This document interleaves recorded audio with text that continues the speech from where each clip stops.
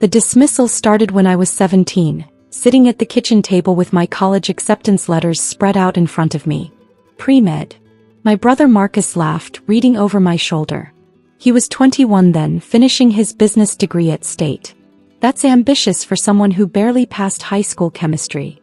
I got a B+, I said quietly. Exactly. He grabbed an apple from the counter. Medical school is for people who get straight A's without trying. People with natural talent. Not people who have to study all weekend just to get by. Dad looked up from his newspaper. Marcus has a point, Sarah. Medical school is extremely competitive. Have you considered nursing instead? It's a respectable career and more realistic. Mom nodded from the stove. Your Aunt Linda is a nurse. He loves it. Very stable, good hours, and you'd still be helping people. I want to be a surgeon, I said. The kitchen went silent except for the sound of Mom's wooden spoon scraping the pot. Marcus broke the silence with another laugh. A surgeon? Sarah, do you have any idea how many years that takes? How much it cost? How competitive it is? I have a full scholarship too. A scholarship to State, he interrupted. Not Johns Hopkins. Not Harvard. State. Marcus went to State, I pointed out. For business. That's different. Medical school at State isn't exactly prestigious. I folded my acceptance letters and left the kitchen. That conversation set the pattern for the next 8 years. When I got accepted to medical school, Marcus was building his real estate investment company. 4 more years of school, he said at Sunday dinner. I'll be making 6 figures while you're still drowning in student debt. When I started my surgical residency, he just bought his 3rd rental property. Still in training at 26? Most people have real careers by now. Mom and Dad never contradicted him. They'd smile apologetically at me, then change the subject. Marcus just closed another big deal, Mom would say. 3 commercial properties downtown. That's wonderful, I'd respond, cutting my food into smaller pieces. And how's the residency going? Dad would ask, the word residency sounding uncertain in his mouth, like he still wasn't entirely sure what it meant. It's good. Challenging. Still thinking about that surgery thing? Marcus would lean back in his chair. Or have you realized that's a bit out of your league?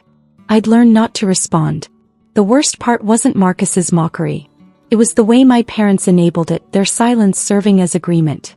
They'd never say I wasn't good enough outright, but they'd never defend me either. My phone buzzed constantly during those years.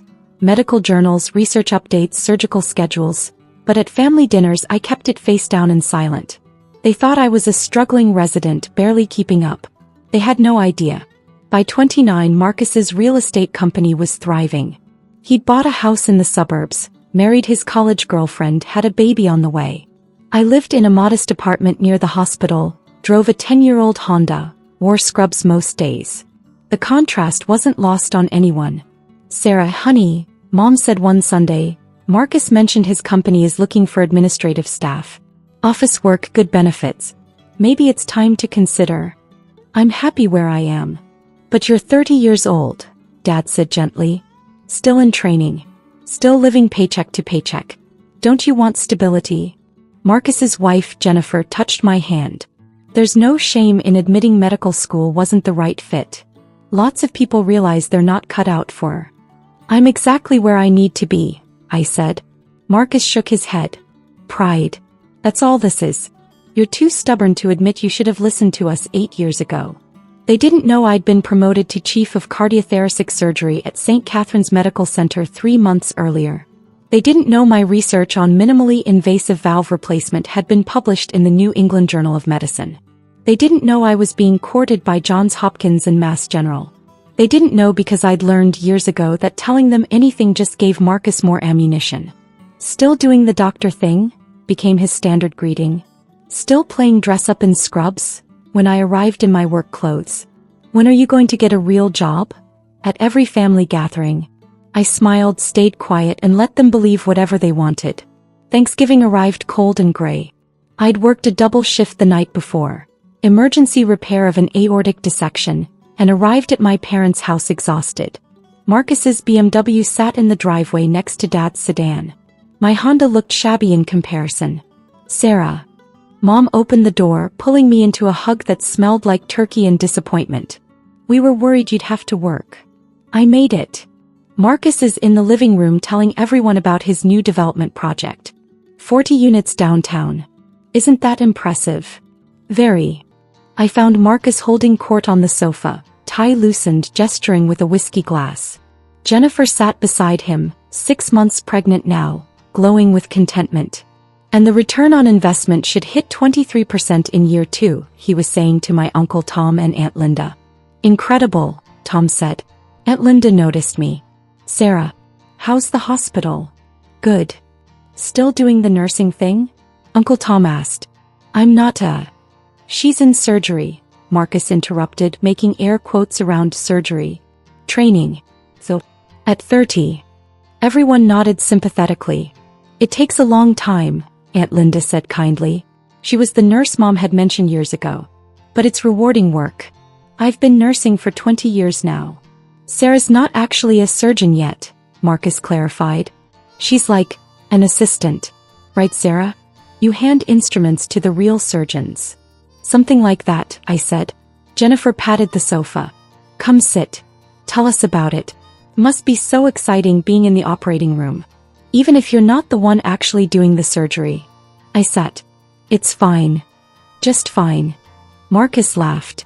Sarah, you've spent 12 years of your life on this. It should be more than fine. It's rewarding. But you're still not actually a doctor, right? Still in training. The training period for surgery is long. How long? Dad asked, joining us from the kitchen. It depends on the specialty. She won't give a straight answer, Marcus told Dad, because she knows it sounds ridiculous. What are you, 30 now? Still a student. I'm not a student. Resident, student, whatever. Still learning. Still supervised. Still not trusted to do anything important on your own. Jennifer squeezed his arm. Marcus, don't be mean. I'm not being mean. I'm being honest. Sarah needs to hear this. She's wasted her 20s chasing something that's clearly not working out. He turned to me. How much debt are you in? 200,000? 3. I have scholarships. Scholarships don't cover everything. And what's your salary as a resident? 50,000? 60? I made that in a month last year. Aunt Linda tried to redirect. Different careers have different. Real doctors need talent, Marcus continued. Natural ability. You've always had to work twice as hard as everyone else just to keep up.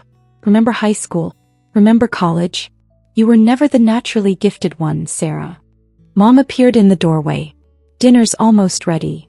I'm just trying to help, Marcus said. Someone needs to tell her the truth. Nursing would suit her better. It's still medicine, still helping people, but more appropriate to her abilities. I stood. I'll help set the table.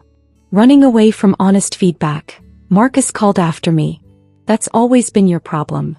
In the kitchen, Mom handed me plates. He means well. He just worries about you. Does he? You have been in school a very long time, honey. Medical training takes time. I know, but... She lowered her voice. Don't you ever wonder if maybe he's right? If maybe you're forcing something that isn't meant to be? I set the plates down carefully. No. Because there's no shame in... I know there's no shame in nursing. Aunt Linda is a wonderful nurse. But that's not what I am. What are you then? I'm exactly what I set out to be. She looked confused but didn't push further.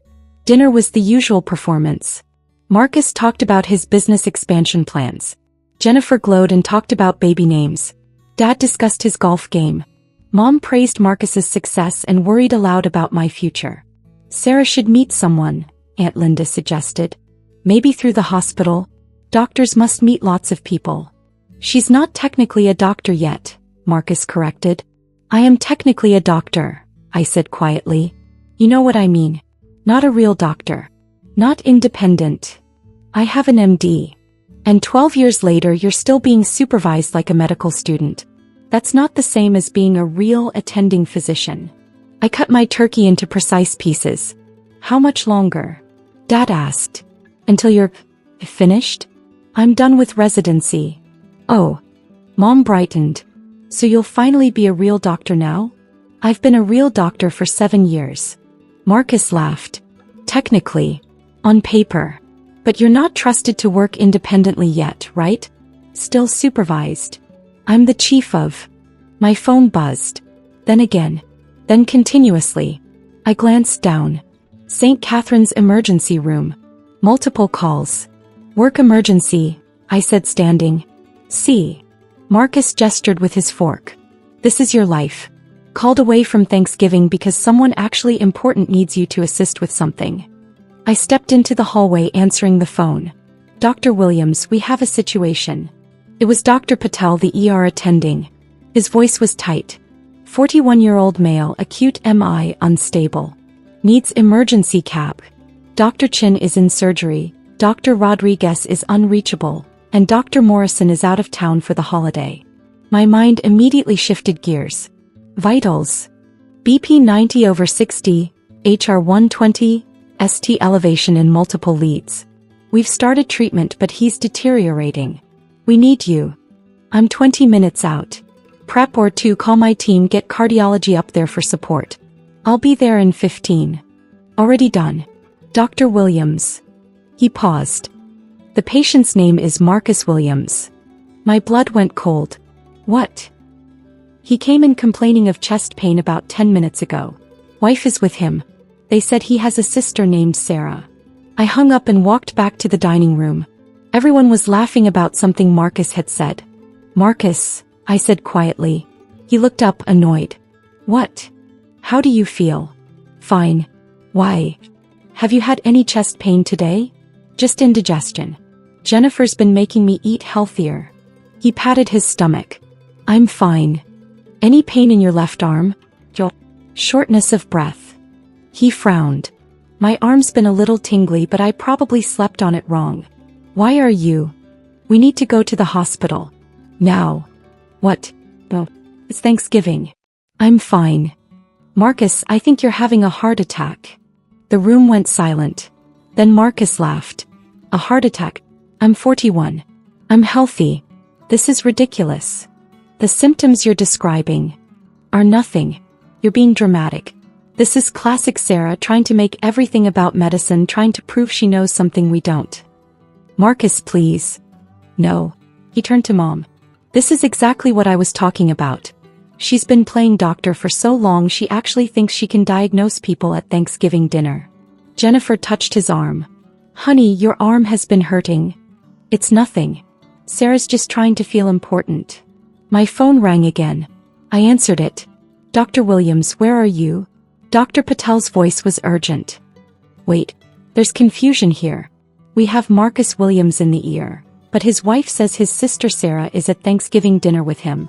You have a different Marcus Williams. The patient's wallet says his address matches the emergency contact information, which lists a Sarah Williams as his sister at this address. I closed my eyes. I'm coming. I hung up and looked at Marcus. His face had gone slightly gray. Marcus, there's a man in the emergency room at St. Catherine's Medical Center. He has your name, your address, and apparently your ID. They've been calling me because I'm listed as his emergency contact. The color drained further from his face. That's impossible. My wallet's right.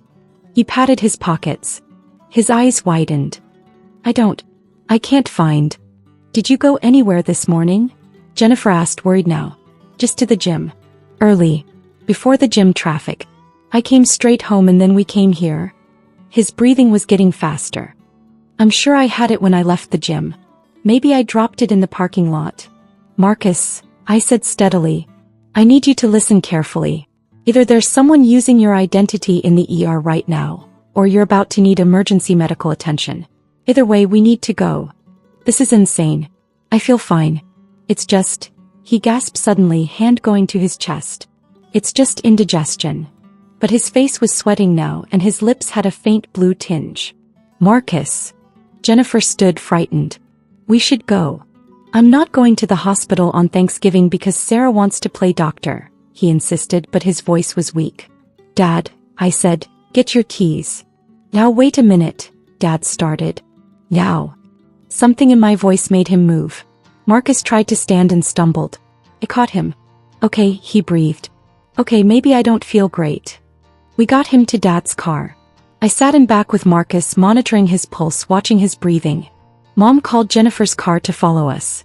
"This is embarrassing," Marcus muttered. "It's going to be nothing. Acid reflux or something." "Probably," I agreed, counting his heartbeats. "Too fast. Too irregular. You're going to look ridiculous when they send me home." "I hope so." We pulled up to the ER entrance at St. Catherine's. I helped Marcus out of the car and two nurses immediately approached with a wheelchair. "Are you Dr. Williams?" one asked. "Yes. We've been calling." There was confusion about the patient. "This is Marcus Williams. He's experiencing chest pain, left arm pain, diaphoresis and shortness of breath. He needs immediate evaluation." They moved fast, wheeling him through the doors. Marcus looked back at me, suddenly scared. "Sarah. I'm right here." We entered the ER and I saw Dr. Patel rushing toward us. "Dr. Williams, thank God. We have our two ready for." He stopped, staring at Marcus in the wheelchair. "Wait, this is your brother? I thought you said." "Long story. What's his status?" "We haven't finished the evaluation yet, he just arrived." "No," I said. "What's the status of the other Marcus Williams you called about?" Dr. Patel's face went confused. "Other? Dr. Williams, you're the emergency contact for Marcus Williams. There's only one. This one." The nurses were already moving, attaching monitors, starting in 4. The machines began beeping. "Acute MI," the lead nurse said, reading the monitor. "ST elevation anterolateral." Marcus's eyes found mine. He looked terrified. Dr. Patel was barking orders. "Get cardiology down here. Page the on-call surgical team." "I'm already here," I said quietly. He stared at me. "You're on call tonight?" "I'm on call every night. I'm chief of cardiothoracic surgery." The ER went silent except for the monitors. Marcus made a choking sound that wasn't from his heart attack. "Dr. Williams." Dr. Patel recovered quickly. "He's going to need emergency bypass surgery. Multiple vessel disease from the looks of it." I looked at the monitors, the readings confirming what I already knew. Massive heart attack. Critical blockages. Without immediate surgery, Marcus would die within hours. "Prep or two," I said. "Call my team." And someone paged Dr. Morrison from cardiology to assist. "Dr. Morrison is in Vermont with his family." "I know. Call him anyway. He'll want to know." The nurses were already moving, rolling Marcus toward the surgical wing. "Sarah." Marcus's voice was small. "What's happening?" I walked beside the gurney, keeping my voice calm. "You're having a serious heart attack, Marcus. Multiple blockages in your coronary arteries. You need bypass surgery and you need it now." "But you're not actually." "I'm the chief of cardiothoracic surgery at this hospital. I've been the chief for 6 months. Before that, I was an attending surgeon here for 2 years. Before that, I completed my residency and fellowship in cardiothoracic surgery." His face was white. "Chief." "Yes. You're going to do surgery? I'm going to save your life." We reached the surgical wing. My team was already assembling. Nurses I'd worked with for years, anesthesiologists I trusted, surgical assistants who knew my preferences. Dr. Williams, my head surgical nurse, Patricia, appeared with a tablet. "Patient consent, pre-op checklist, family notification?" "His wife is in the waiting room. My parents as well. Have someone brief them." Jennifer burst through the doors, mom and dad behind her. "What's happening? Is he okay?" "Sarah, what?" "He needs emergency heart surgery," I explained. "I'm going to perform a coronary artery bypass. The survival rate is very good if we operate immediately." Jennifer stared at me. "You're going to, but you're not, eh?" "She's the chief of surgery," Dr. Patel said quietly. "One of the best cardiac surgeons in the state." Mom made a small sound. "There's paperwork," I told Jennifer. "Consent forms. The nurses will explain everything. The surgery will take approximately 4 to 5 hours." "But..." Jennifer looked between me and Marcus, who was being prepped for anesthesia. "But at dinner you said you were just..." "I didn't say anything at dinner," I corrected gently. "You assumed." Marcus grabbed my hand. "Sarah, I'm scared." I squeezed his hand once. "I know. But you're going to be fine. I promise." "I'm sorry. I'm so sorry." All those things I said. We'll talk after. Right now, I need you to trust me. I do. I trust you. The anesthesiologist approached. Dr. Williams were ready to put him under. I nodded and stepped back as they administered the anesthesia. Marcus's eyes fluttered closed. Dad grabbed my arm. Sarah, is he really going to be okay? He has an excellent chance. The blockages are severe, but we caught it in time. You're really the chief? Yes. Mom was crying. Why didn't you tell us? You never asked. You assumed I was failing and I was too tired to correct you. I turned to Patricia. Let's get started. The surgery took 4.5 hours. Multiple bypass grafts. Extensive blockages in 3 major arteries. It was complex, delicate work, the kind of surgery that required years of training and absolute precision. My team moved like a symphony. Every instrument exactly where I needed it. Every monitoring beep tracked and interpreted. Every suture placed with care. Remarkable work, Dr. Williams, the assisting surgeon murmured as I completed the final anastomosis. That vessel was nearly 90% blocked. He's young, I said. He'll recover well. When I finally emerged from the OR, still in my surgical scrubs, my family was in the waiting room. They stood when they saw me. He's stable, I said. Surgery went perfectly. He'll be in ICU for observation, but his prognosis is excellent. Jennifer burst into tears. Mom grabbed Dad's hand. Can we see him? Jennifer asked. In about an hour. He needs to wake up from anesthesia first. Aunt Linda appeared from somewhere staring at me. Sarah, you're a surgeon. Yes. A chief surgeon. Chief of cardiothoracic surgery. But you never said. You never asked what I actually did. You assumed I was assisting and I didn't bother to correct you. Dad sat down heavily. All those dinners. All those conversations. All those years of Marcus mocking me, I said quietly. And none of you ever defended me. None of you ever asked me about my actual job. You just assumed he was right. Mom was shaking.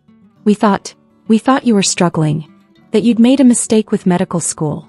I wasn't struggling. I was succeeding. But it was easier to let you believe whatever you wanted than to constantly defend myself. Why? Mom whispered. Why didn't you tell us? Would you have believed me? Or would Marcus have found some way to diminish it? Some way to make it sound less impressive than his real estate deals? No one answered. A nurse appeared. Dr. Williams? Your brother is waking up. His wife can see him now if she'd like. Jennifer followed the nurse, looking back at me with an expression I couldn't quite read. I sat down across from my parents. I'm sorry, Dad said finally. For not asking. For assuming. For letting Marcus. For 12 years, I said.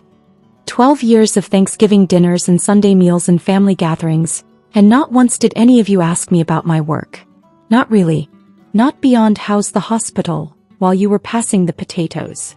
You thought I was failing. You thought Marcus was right. You thought I should have listened to you and become a nurse instead. Aunt Linda sat beside me. For what it's worth, I'm incredibly proud of you. Thank you. And I'm sorry. We all just assumed. Marcus was so confident and you were so quiet. I was quiet because I was working 80-hour weeks saving people's lives, I said. I was quiet because I was exhausted.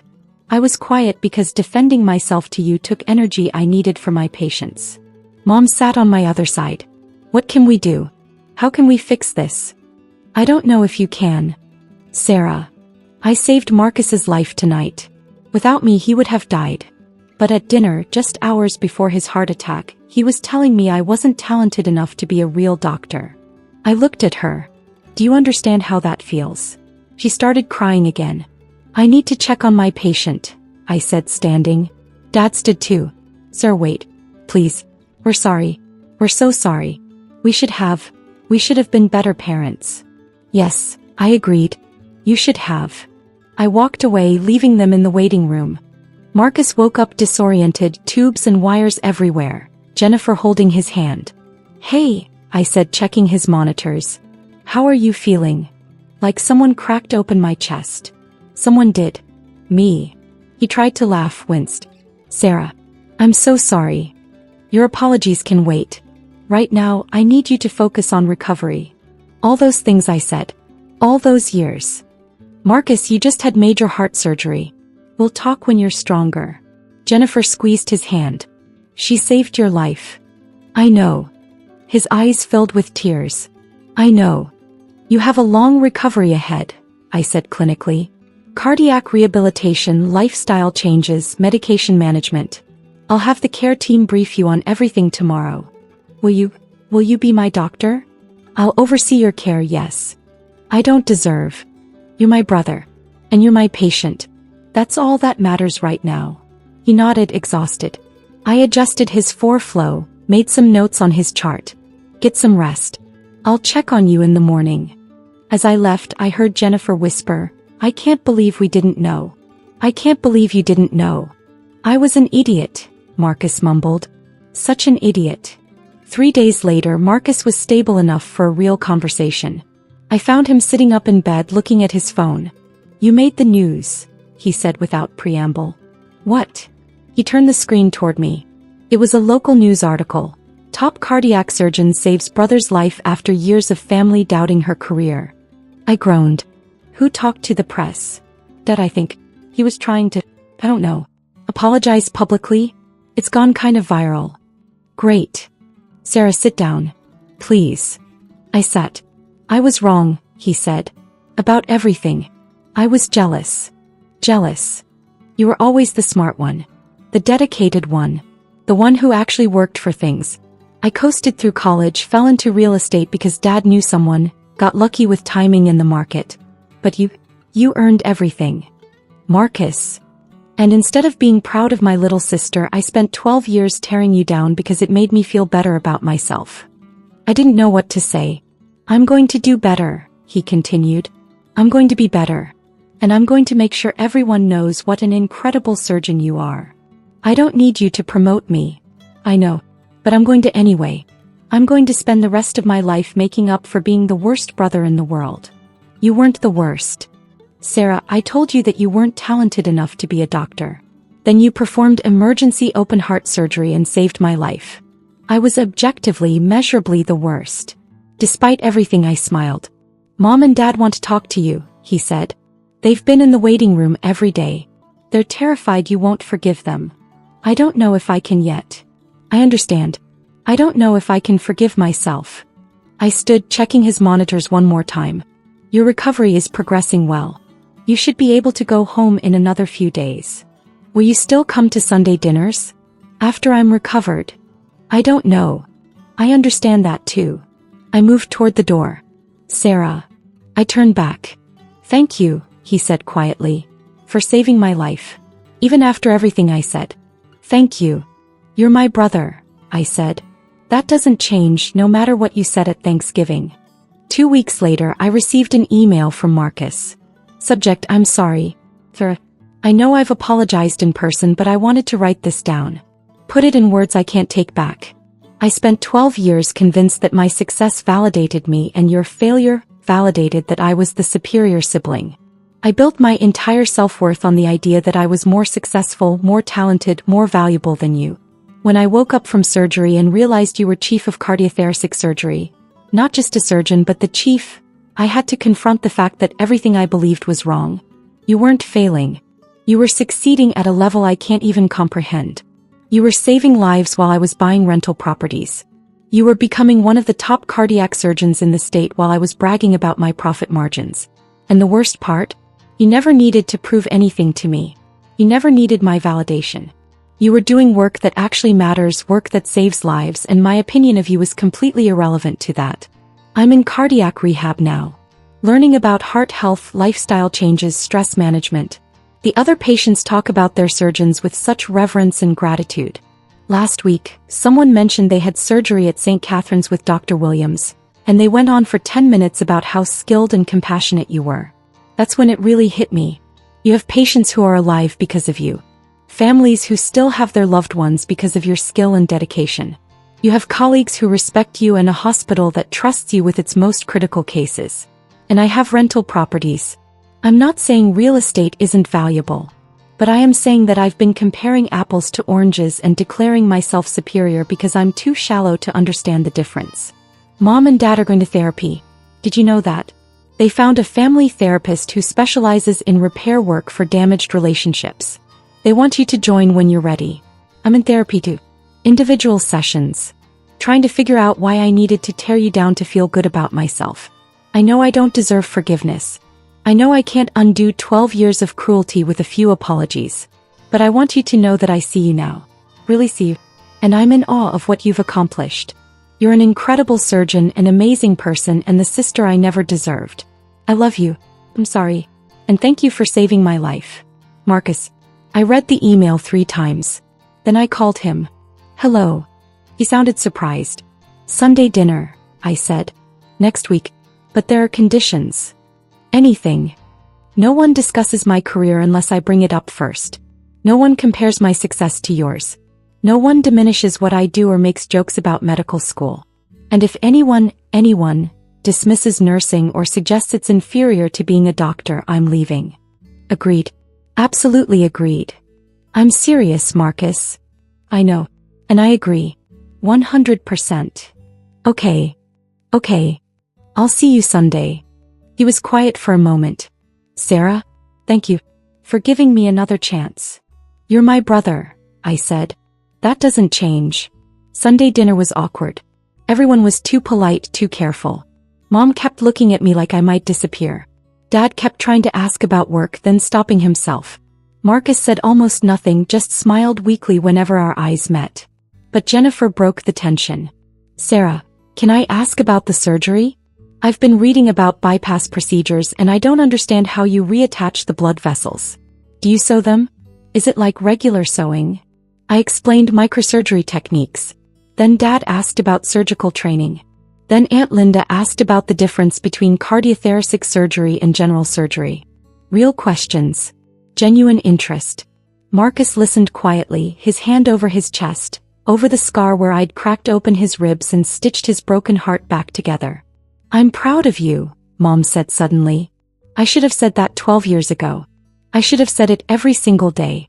I'm proud of you. Thank you, I said quietly. We're all proud, Dad added. We failed to show it. We failed you. Yes, I agreed. You did.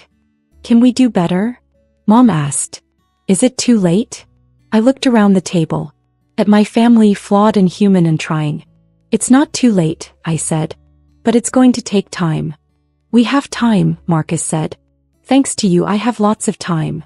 Jennifer laughed, then we were all laughing, the tension breaking like a fever. It wasn't perfect. It wasn't fixed. But it was a start. 6 months later, I was in surgery when my pager went off. Emergency case incoming. I finished closing up my current patient, scrubbed out, and headed to the ER. What do we have? I asked Dr. Patel. 53-year-old male, acute MI, just like your brother. Family brought him in immediately because they recognized the symptoms. Good.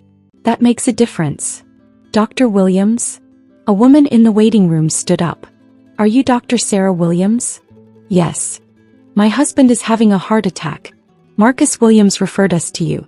He said if anyone could save him, you could. I looked at her worried face, her terrified eyes. Your husband is in good hands, I said. Let me see what we're working with. As I walked toward the bay, my phone buzzed. A text from Marcus. Patient referral coming your way. Family friend. Take good care of him. And Sarah? Thank you. For everything. I smiled and put my phone away. Then I went to do what I do best. I saved a life.